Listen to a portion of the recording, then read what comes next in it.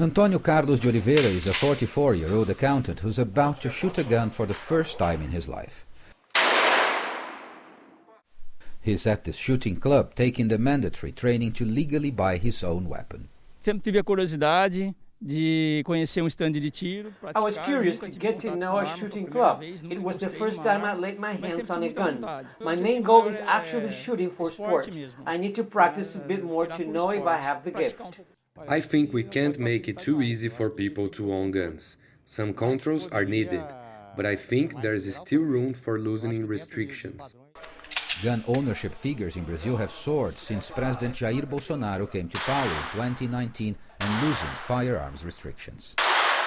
During the presidential campaign, his trademark gesture of hands folded like a gun left no doubt of his policy intentions. The owner of this shooting club has been in the industry for nearly 4 decades. The government of Jair Bolsonaro has opened the doors to gun ownership much more than before. About 5 years ago, we had maybe 4,000 registered shooters in Brazil. Now we have 400,000, and in coming years, this may go up to 1 million or 2 million.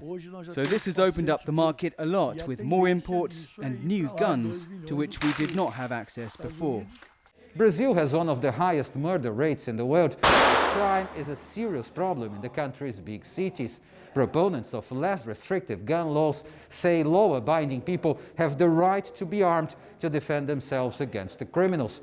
But opponents say more guns will only lead to more violence. It is a common behavior for some of the citizens to seek for firearms for their defense, but the problem is that they increase the number of homicides due to fights inside the family, around neighbors.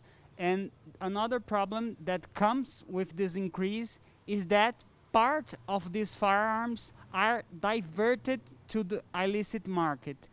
For Brazilian gun enthusiasts, the next step is to loosen restrictions on their right to carry weapons, which is still limited. For opponents, the big challenge is to reverse the trend, which right now seems to be gathering more strength. Paulo Cabral, CGTN, Americana, Brazil.